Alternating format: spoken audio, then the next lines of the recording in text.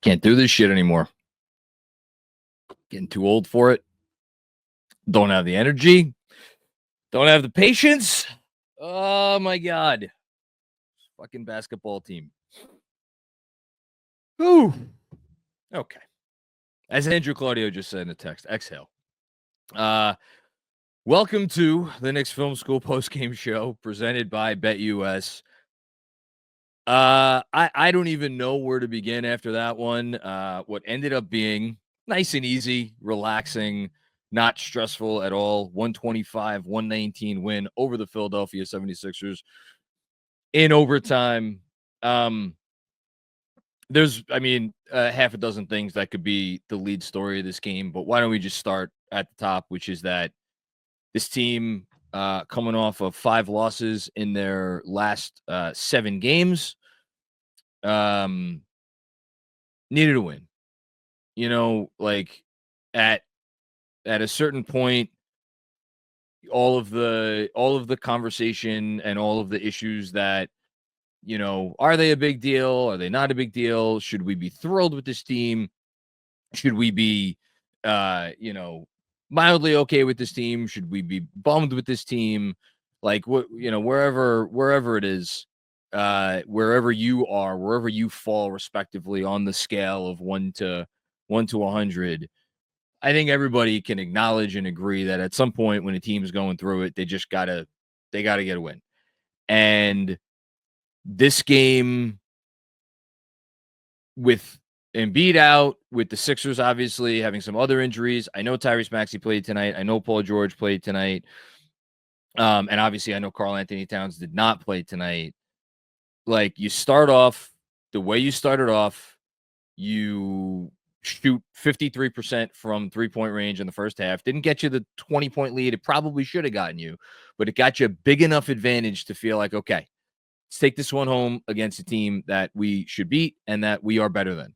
I don't care that they have 2 on-ball, former or current, all-star, all-NBA caliber players, and the Knicks only have 1. I don't care. I don't care that Karl-Anthony Towns is near. I don't care. Got to get the win. And we're going to talk a lot about tonight about how they came across that win and how they almost did not come across that win. But at the end of the day, they got the W. And if you are a contending team, you can write off a loss or 2 or a bad week or even a bad couple weeks. You could write it off as like, it's all right, still in good position. We still know who we are. But there always comes a point where where it's like you feel like you're one step away from where the slope gets a little bit too steep and a little bit too slippery. And all of a sudden you're like, whoa, wait, what happens if we take another step or 2 or 3? And you worry that, and then this gets us into this game, which is you worried as this game was unraveling in the third quarter, as it unraveled in the final moments of the fourth quarter.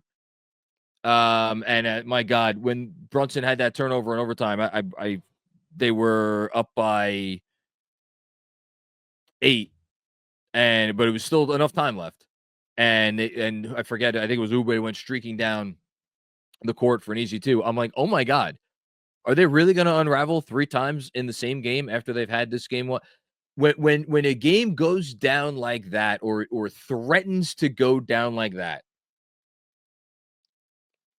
I think it could almost, and this is my perception as a fan, I think you'll hear players say different things about this. Like, you'll say, like, look, we'll move on to the next one. But you've also heard players say, like, sometimes, like, man, we just needed to get a win. Just needed to get some good vibes. And you wonder if this wouldn't have been worth a couple of steps down that slippery slope if they had figured out a way, or not figured out a way, to win this one. So to do what you had to do in overtime to get the win, I think was massive. Was really massive. You've stopped the bleeding, temporarily. We'll see if how long Karl-Anthony Towns is going to get back, or how long it's going to be before Karl-Anthony Towns gets back.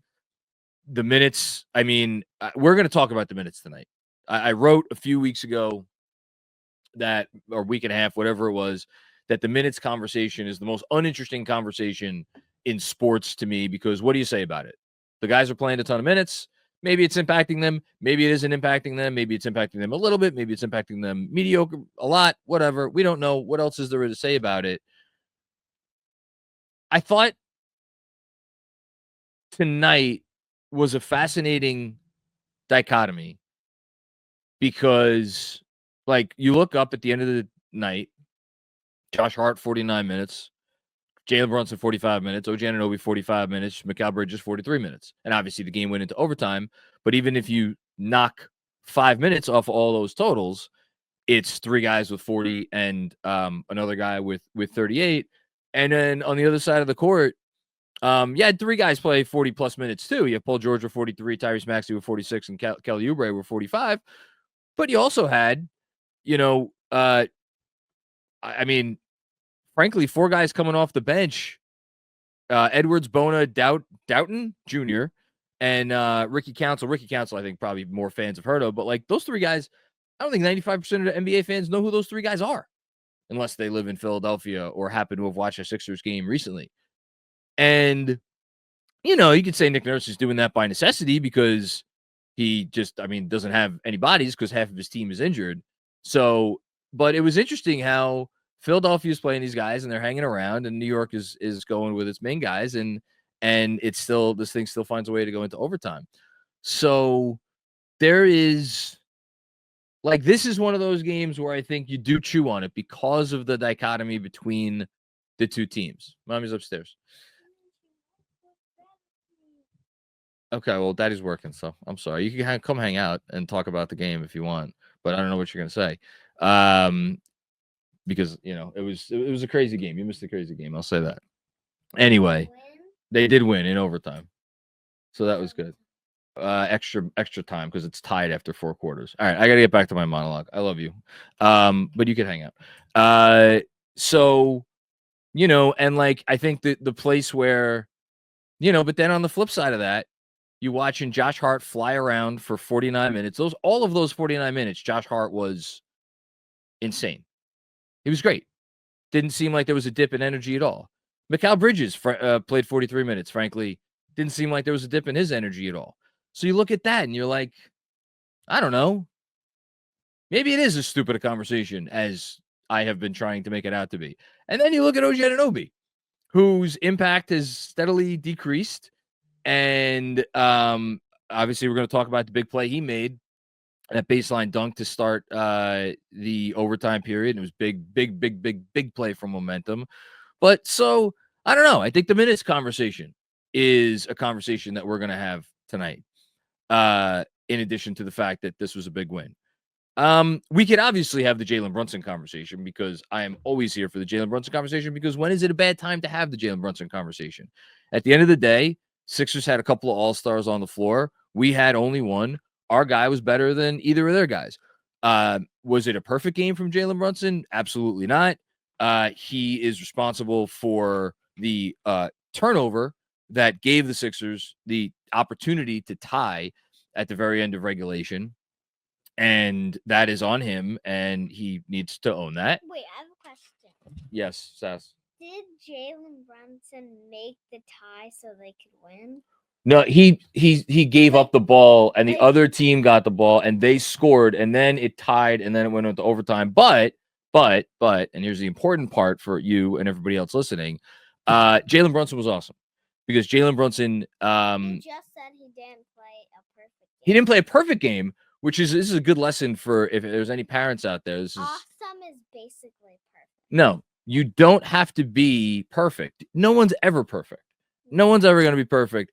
And in fact, it is impossible to be perfect, but you strive for perfection. And the thing that's wonderful about Jaylen Brunson is that even when he is not at his absolute best, although he was pretty close for most of this game tonight, and even when he makes mistakes, at the end of the day, if he has a bad play or he makes a mistake, he's going to put it behind him immediately.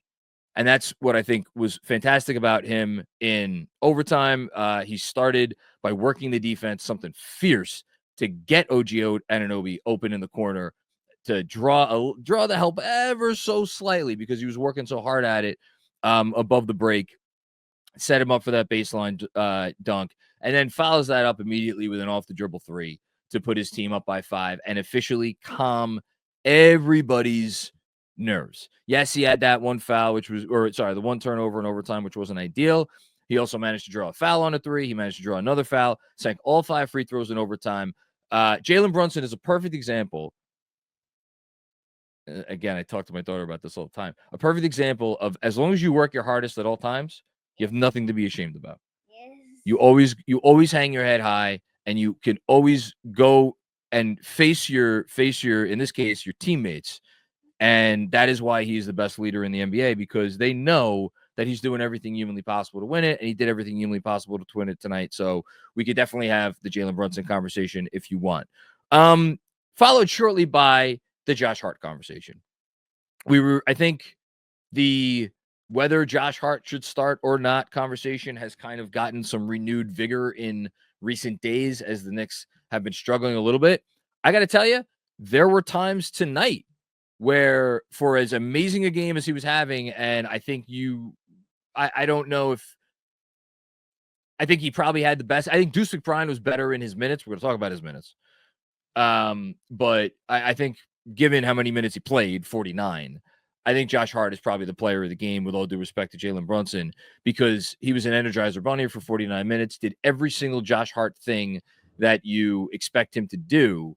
And much of that led to winning. And then some of it, there were possessions where, because they didn't have Karl-Anthony Towns and they're playing with Jericho Sims at times and Precious Achiuwa, who we're going to talk about in a moment, Josh Hart being out there as a second non-threat from 3, and he took 3 threes tonight, didn't really look to shoot, missed all 3 of the threes that he took, where the Knicks were constricted on offense because of that one singular pockmark in his game. And it really is the only pockmark in his game, give or take a few, adventurous passes when it may not be the time to throw the adventurous pass. Hello, Josh, looking at you, final 2 minutes of regulation, trying to thread the needle to Precious Achiuwa under the hoop there.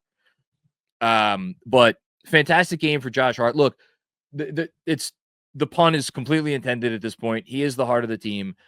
They're not going to bench him or put him as a reserve. It doesn't matter if he still plays a ton of minutes. There's no one on the team right now who should seriously make that a conversation. Why have you had my bookmark for a year and never told me? I don't know. You left it here.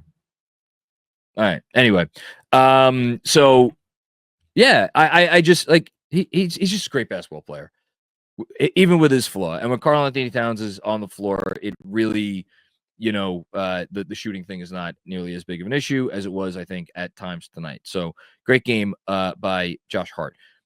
Let's talk about Precious Achiuwa next. I don't know what to say about Precious Achiuwa. I really don't. I famously came into this season thinking that Mitchell Robinson, maybe not, I don't know if I'd say likely, but there was a good chance that he had played his last game for the Knicks and that they would use his contract as a trade piece, because I thought Precious Achiuwa was going to walk into the backup center role and steal it and make it like I can't do everything Mitch does, but I could do enough things that are maybe different from Mitch, some things as good as Mitch, and that's fine. And he's going to be really good. Well, he had played 20 games up to this point, and Precious Achiuwa had not been the case for Precious Achiuwa. And tonight, Jericho Sims got the start. I had no issue with Jericho Sims getting the start, but there were obviously times where his offensive limitations stood out. I thought he had a couple of nice moments, but I don't know that Jericho Sims. This was whatever. It was a perfectly fine game. And yet they went to Precious Achiuwa. Why?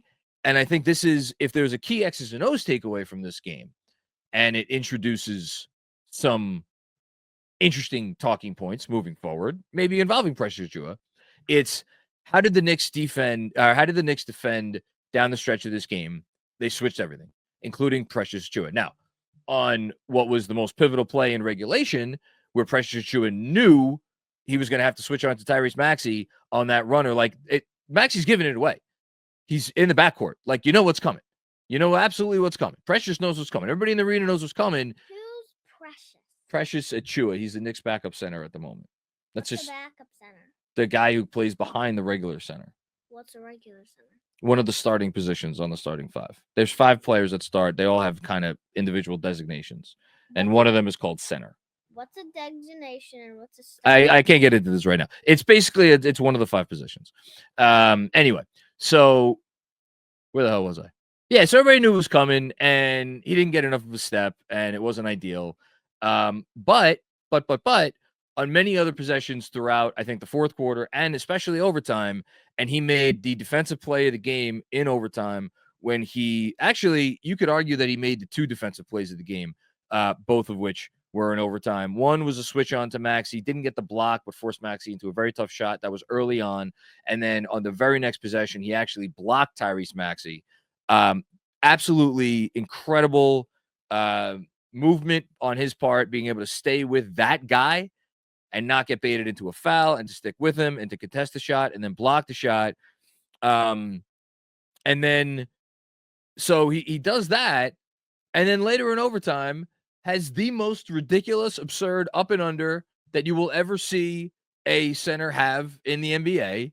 I still can't believe it went in. I don't know. I was like, what? And then I think it was on the very next possession. He plays the role aptly for the first time I think I've seen all year of Draymond Green. And traditionally, this is a role that Josh Hart plays, and Josh Hart played it the entire game, which is one of the reasons why Josh Hart was awesome tonight. Where 2 on the ball, get it to Hart. It's up to Hart to make a play. Draymond Green's been doing that for a decade. Well, in that situation down, which that wasn't quite the nail in the coffin. The nail in the coffin, I think, was Hart stealing the ball and then giving it to Bridges for the alley-oop, which was a cool moment for the 2 of them. But that was where Brunson gave it to Precious, who then dumped it off to OG Anunoby for a dunk. That put them up 123 to 114. And effectively, I think the game was probably over at that point. Maybe this is Precious announcing, like, I could do some things here. Don't be so quick to go want to trade for another center. Let me continue to have this job at least until Mitchell Robinson comes back, and then we can have a different conversation. I thought it was, I mean, it goes without saying that the overtime was the best stretch of Precious Achiuwa's season, and one of his best stretches as a Knick, probably one of his best stretches as an NBA player, if we're being honest. So, great stuff from him. OG, I don't know what to say about OG. Mikal Bridges started off the night shooting very well, and then he actually started missing him and then got kind of hesitant. But nice game from Mikal. I thought his defense was okay. But I'm going to go back. I wanted to go back to OG for a sec because that's a good entryway into the conversation about Miles McBride. And I know this is a bit of a longer monologue than usual, so let me finish up on this. And not just Miles McBride, it's Cameron Payne too. Look, Payne, 7 minutes, all in the first half. He was exceptional in the first half. Didn't see time in the second half. You know what? I have more understanding and forgiveness for that. Or maybe understanding more than forgiveness, but I have both. Because why isn't Cameron Payne in the game? It's because Jaylen Brunson's in the game. And you don't got your other star. And so you feel like, okay, I got to ride my guy tonight. And Jaylen Brunson's 1 of 1. Fitting that Jaylen Brunson played the entire second half and overtime in the same arena or in the same city that Allen Iverson played in for so long. So the trivia question tonight with Iverson, obviously second only to Wilt Chamberlain. So perfect David and Goliath, reference there. Funny that they played for the same 2 franchises. Anyway, fitting that Brunson did all that tonight in a place where Iverson used to play because, Iverson was 1 of 1 and now Jaylen Brunson's 1 of 1. So I don't have as big an issue with the Payne thing. McBride, on a minute per minute basis, was the best Knick tonight. His defense was exceptional. Made 3 of 4 from 3. And I thought he made the biggest play of the game from a Knicks perspective. Look, I know that the Knicks made some big plays further into overtime. The OG Anunoby 3 obviously was huge. A little bit of redemption for him. Precious Achiuwa had another block on Maxey at the end of the fourth quarter. I forgot to mention that. And then, of course, obviously we can put up the autograph, autograph signature moment. I have my 3x3. I think that went up on the Autograph app yesterday. So go check that out. And if you don't have the Autograph app, go download the Autograph app and use code KFS so you can get rewarded for your fandom and get exclusive content from yours truly. The Hart forcing the jump ball, and then he gets the steal with his hustle, and then he ends up getting the finish on the very next possession. That was a tie game, put him up by 2. All of those were big moments. Brunson 2-pointer towards the end of regulation was a big moment, put him up by 4. Should have ended the game. The Autograph signature moment of the game for me is going to Deuce McBride. And it came kind of early in the fourth quarter, midway through the fourth quarter, where Philadelphia had all of the momentum. I mean, all of the momentum. Because the Knicks had gone up by 7. By the way, on a Deuce McBride relocation 3, DJ Zulo, I don't know if you're listening to this now or you'll listen to it tomorrow, but I thought of Stampede the Catch. So when a player catches a kick out, and I'm pretty sure it was from Jaylen Brunson, and like runs into the pass basically to gain momentum, and Hart stampedes the catch, and then he passed it first to somebody, and then maybe it was another pass. It ended up with Deuce in the corner, but Deuce had to relocate because of the way the play was going down. And so I don't know if I would call it a movement 3, but it was such a big 3. Anyway, that put him up 7. And then all of a sudden, the Sixers come storming back, and Deuce makes a steal of Paul George in the open court when Paul George had a chance to tie the game, and came back the other way, and it's a bucket. What a big time play from Deuce McBride. And when he went out for OG Anunoby in the fourth quarter, I was like, Tom, I love you. I don't get it. And I get it. I say I don't get it. I get it. I understand the logic. Let me rephrase that. I understand the logic. Get your biggest, allegedly best defender, even though he hasn't played like it maybe for a little while, on the floor. And I understand that. But to take Deuce McBride off the floor, and I get it. Who are you going to take off the floor? You're not going to take Brunson off the floor. You're not going to take Hart off the floor. You're not going to take Bridges off the floor, because then your spacing is really screwed. And it was funny. I think I hope maybe Fred doesn't mind me. Maybe Fred tweeted this. I don't even know. Or was it text? Fred, if I'm blowing up your spot, I apologize. But Fred was like, I thought there was like 15% of me that thought maybe OG was coming in to play the 5. So like, it's a tough decision, but man, Deuce McBride was awesome tonight, and OG Anunoby was rough. And that's one of those instances where I thought, trusting your starting lineup, trusting your main guy, I thought it was going to come back to bite Tibbs in the butt. And it almost did, by the way, because what happened as soon as OG came into the game, missed a 3. He had played some not great defense on at least one possession, but, worked out in the end. So I think I got through everything I wanted to get through. You could take the banner off the screen. We can get to whatever you guys want to talk about. I mean, again, this game had so much. They did some really nice things in this game. I thought the passing in this game was great for periods of time. I thought that it definitely got a little sloggy in the second half. I credit the Sixers for some of that. I blame the Knicks for some of that. It's a little bit of column A, a little bit of column B. Again, persistent issue for us, which is the Knicks have, can they just put the clamps down defensively for an entire game? They did not do so in the third quarter. Let Philadelphia back into the game. We could talk about that if you want. We could talk about anything you want to talk about.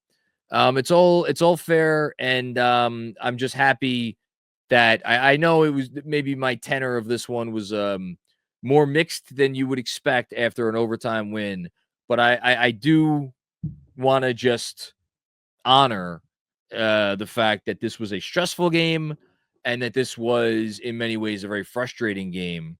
But I'm happy. I'm very, obviously, how could you not be happy after that win? I'm very happy. Don't I look it? Do I look happy?